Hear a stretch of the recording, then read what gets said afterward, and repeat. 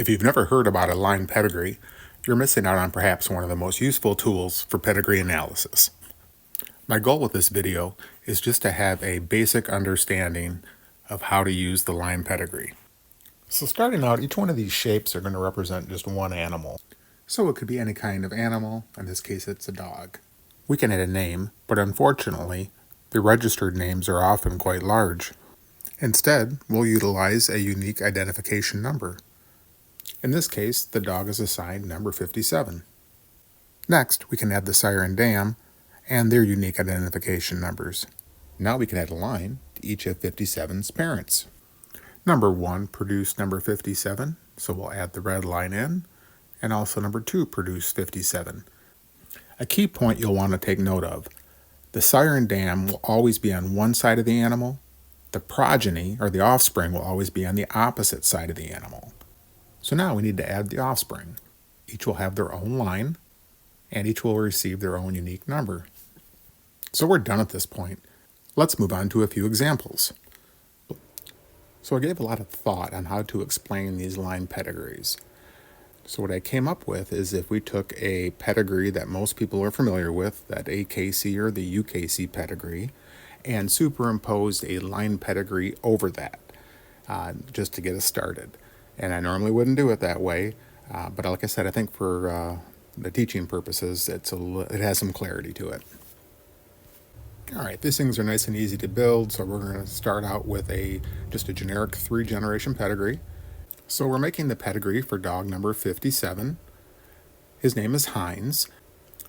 As we build a pedigree, you're going to see that Heinz has no common ancestors, so we'll consider him a scattered bred, or something with absolutely no inbreeding. Now we'll just take a line and mark each dog's sire and dam.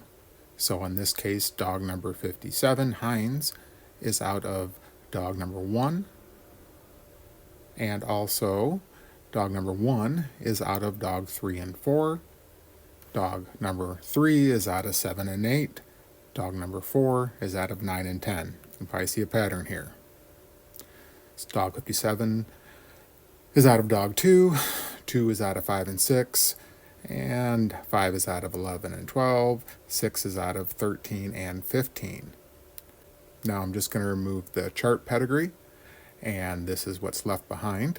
So at a quick glance, you can see none of the ancestry behind 57 go back to any common ancestors.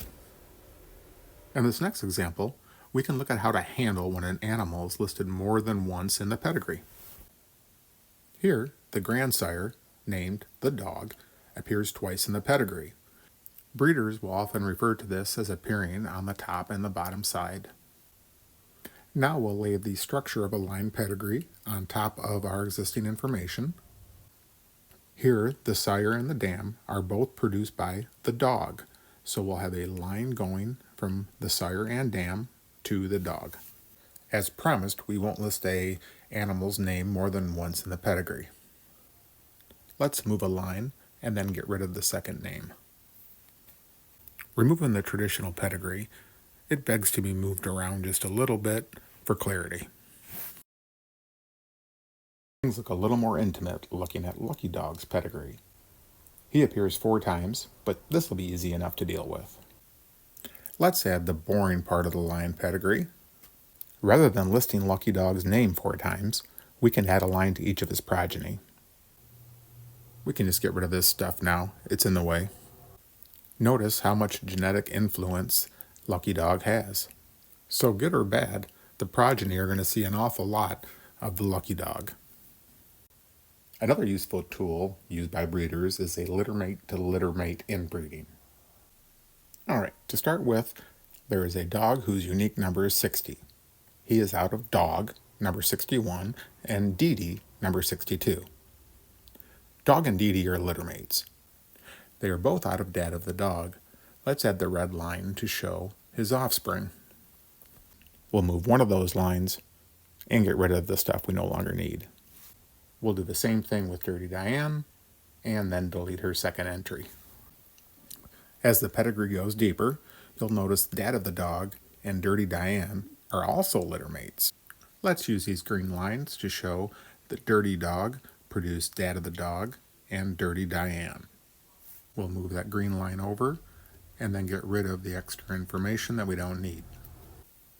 The Dirty Dam is all that's left in the pedigree. The pink lines show that the Dirty Dam produced Dad of the Dog and Dirty Diane. Now let's just move one of those lines over and delete her second name. Now we're just left with removing the old pedigree. So after the housekeeping, take note of the X shapes. If you see that X shape, you know it was a littermate to littermate breeding.